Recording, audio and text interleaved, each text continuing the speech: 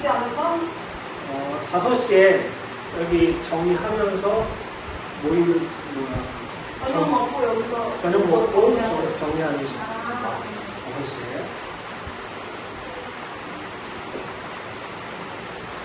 자, 우리 말씀을 보도록 하겠습니다. 말씀. 고백들이 보면.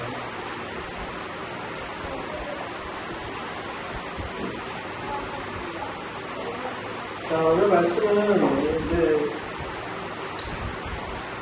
오늘 말씀은 요한복음 17장. 17장 전체 다.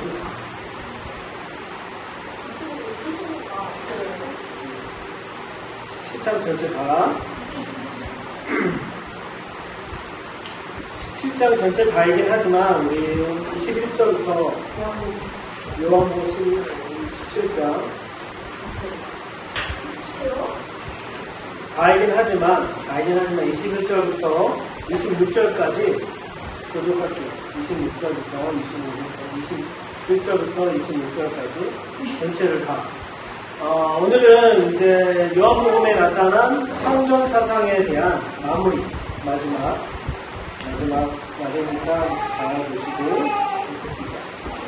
자, 계속할게요. 아버지와 아버지께서 내 안에, 내가 아버지 안에 있는 것 같이 그들도 다 하나가 되어 우리 안에 있게 하사 세상으로 아버지께서 나를 보내신 것을 믿게 하옵소서. 내게 주신 영광을 내가 저에게 주어서 어린이는 우리가 하나가 된 것 같이 우리 하나가 되게 하려 하니.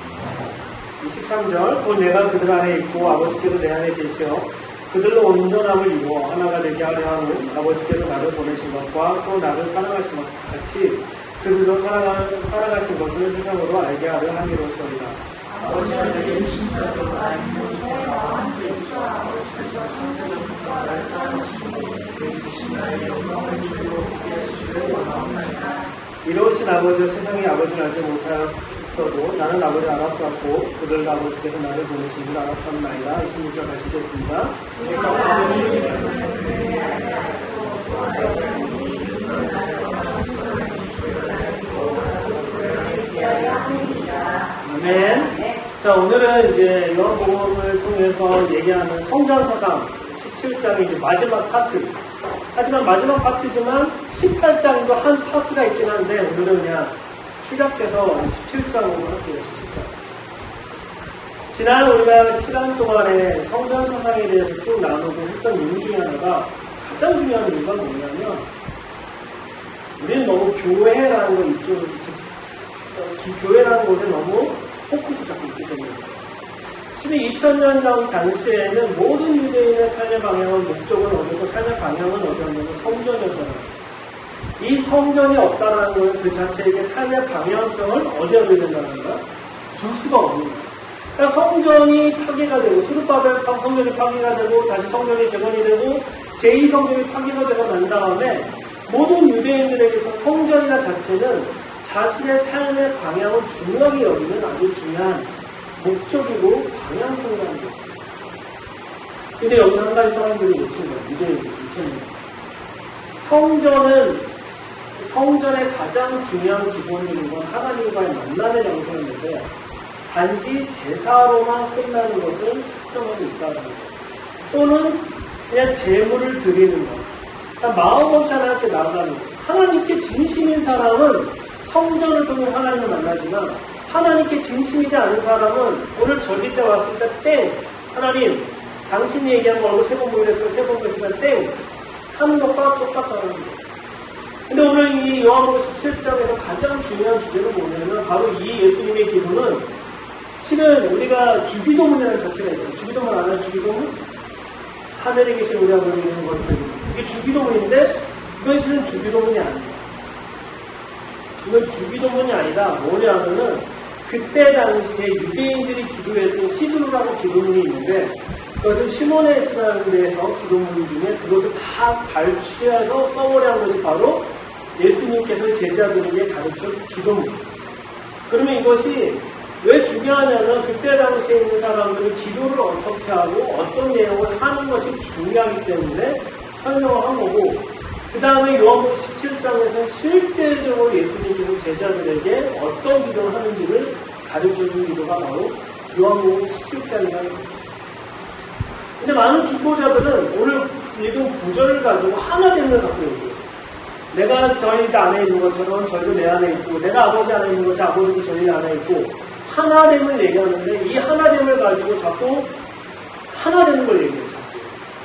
자꾸. 이 하나된 거의 가장 대표적인 한국에서는 하나됨의 가장 중요한 거예요. 그렇죠. 남북의 하나됨이에요. 중화사상에서는 중화사상에서 하나됨은 뭘까? 중국을 통해서 모든 것이 하나가 됩니다. 근데 놀라운 건 중국을 통해서 하나가 되는데 여기에 말씀이 들어가면 어떤 말은 어떻게 되나? 중국에 있는 말씀을 통해서 온 열방이 하나가 되고 그 백투 제루살렘에서 예수님 오실 때 얘기하자는 것이 중화사상을 갖고 있는 기독교인들이. 근데 여기서는 하나됨을 얘기하는 게 아니라 실은 성전 사상에서 가장 중요한 건 대제사장의 초막절과 대속죄에 가기 전에 기도문이 있는데 기도문이 바로 어떤 기도문이냐? 바로 요한복음 17장에는 예수님께서 기도했던 17장 1절부터 끝까지 했던 모든 것이 바로 누가 기도했던 거냐면 대제사장이 기도했던 기도문입니다. 이 기도문과 너무너무 똑같은 패턴을 갖고 있는데 이 기도문의 내용을 보면은 조금 보면은 이제 혼자는 영광에 관한 얘기를 하는 것은 1절부터 4절, 5절, 10절, 22절, 24절에 관해서 하나님의 영광을 돌리는 것을 얘기하는 거고 두 번째는 거룩과 헌신, 11절과 19절과 25절에서 거룩과 헌신에 관한 얘기를 하고 있고 그 다음에 가장 중요한 거예요. 하나님의 이름에 대한 계시가 있다는 거예요. 하나님의 이름. 아버지 이름을 알았사온 마음이라고 표현해요. 아버지 이름을 알았다라고 얘기해요. 그 전까지는 성전의 중심이었다면 이제부터는 어디가 중심이 된 거냐면 하나님 아버지의 이름을 아는 것이 중요하다는 거예요. 자, 여기서 그러면은 이 두 가지 하나님 아버지의 이름에 관한 얘기가 계시가 있는데 이 말씀이 구절이 있는데 첫 번째는 예레미야에서 나오고 다시 그 성을 뭐라고 부를 것이다? 의의 성이라고 부를 것이다. 또 요한계시록에서는 새 이름을 보여줍니다. 이름에 관한 얘기를 합니다. 이 얘기는 뭐냐면 하나님께서 그 이름에 포커스 두고 있고 그분 자체에다가 포커스를 두고 있다라는 것을 설명하는 것이 바로 이 부분인 거죠. 우리가 하나님의 말씀을 살아간다고 하지만 최근에 여러 가지 사건을 통해서 여러 가지 일들을 보면서 하나님 앞에 내 진심인가?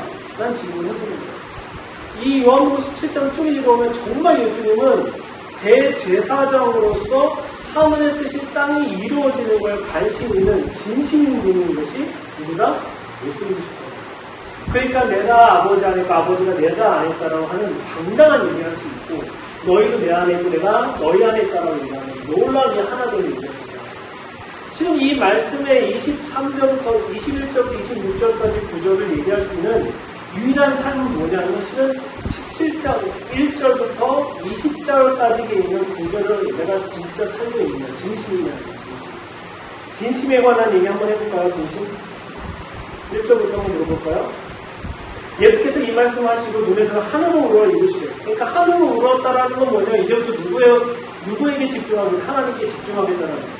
아버지의 때가 이뤘으니 아들을 영화롭게 하사 아들로 아버지를 영화롭게 하옵소서. 얼마나 무서운 얘기야. 아버지요, 때가 이뤘으니까 아들을 영화롭게 해달라고 했잖아요. 그 영화로운 게 뭐냐면 잘 먹고 잘 사는 게 아니라 당신의 말씀을 이루십시오. 이루십시오. 그러면은 당신은 나로 인해서 영화롭게 될 거라는 거예요. 우리가 하나님에게 진심이라는 거는 내가 뭐 잘 먹고 잘 사는 게 중요한 게 아니라 그분의 뜻이 이루어지는 것이 그분의 영화고 곧 나의 영화라는 진심이 있냐 라는 얘기를 하는 거예요. 이것을 누가 매년마다 해야 되냐면 대제사장이 항상 제사를 드리기 전에 어디를 먼저 봐야 돼요? 하늘을 봐야 돼요. 하늘을 보고 그 하늘을 보고 난 다음에 내가 아버지라고 하지 않았겠지. 대제사장은 하나님이여 내가 하나님께 진심이니까 이 진심을 가지고 당신께 나가겠습니다. 그리고 이스라엘 백성에 나가겠습니다 라고 얘기하는 거예요. 그 다음에 3절 영실곧 유일하신 참 하나님과 그가 보내신 자 예수 그리스도를 아는 것이나이다 라고 스스로 얘기하고 계시는 거예요. 6절에 보면은 세상 중에 내가 주신 사람들에게 내가 아버지 이름을 나타냈다라고 얘기해요. 세상에 있는 사람들에게 누굴 나타냈다? 아버지의 이름을 나타냈다라고 얘기합니다. 그 전까지는 성전이었는데 여기서 누구를 바꿨냐면은 성전이 아닌 하나님의 이름을 나타냈다라고 얘기하고 있습니다. 우리가 살아가는데 하나님의 이름이 나타났는지 한번 질문해야 해요.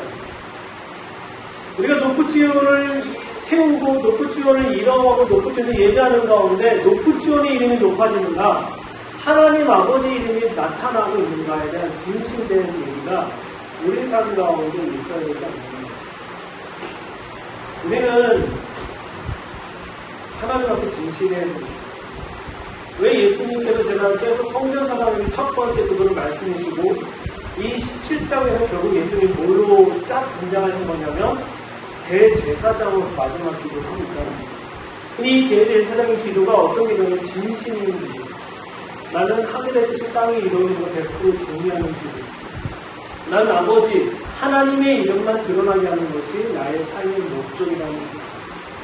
우리가 언약에 가지고 말씀을 살고 있고 언약을 놓고 기도하고 있지만 정작 중요한 건 하나님 아버지 이름이 진심으로 드러나는 거에 삶을 내가 살고 있는 거예요. 우리가 제가 20년 동안, 18년 동안 기도의 기사 관련된 사역을 하면서 늘 딜레마 중 하나가 뭐냐면 하나님의 언약을 갖고 살는데 이 부분이 약하고 이 사람과의 관계가 약해지면 하나님과의 관계가 깊어지는데 이 두 가지의 가장 연결성을 갖고 있는 게 뭘까라고 생각해 보니까 밥을 먹든 뭐를 하든 어딜 가든 간에 하나님의 아버지의 이름이 드러나는 것이 얼마나 중요한가에 대해서 이야기합니다. 그래서 예수님께서 이런 기도문을 통해서 당신의 영광을 드러내시고 그 영화롭게 하는 것을 볼 수 있는 걸 볼 수 있죠.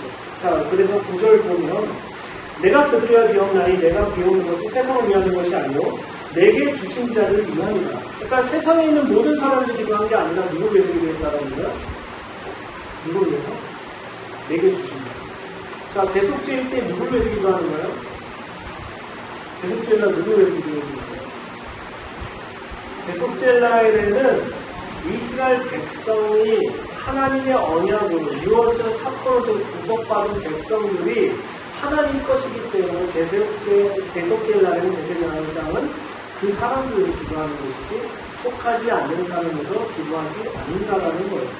그래서 보면 10절에 보면 내 것은 다 아버지 것이요 아버지의 것은 내 것인즉 그러므로 말미암아 영광을 받았다라고 얘기합니다. 이제 정리를 좀 해볼게요. 하나님 예수님께서 영광을 받으시는 게 뭘까요? 그 영광을 받는 것이 바로 18장에 나타납니다. 18장을 볼게요. 18장 예수님께서 이제 십자가 못 박혀 돌아가시는 장면인데 어디지? 18장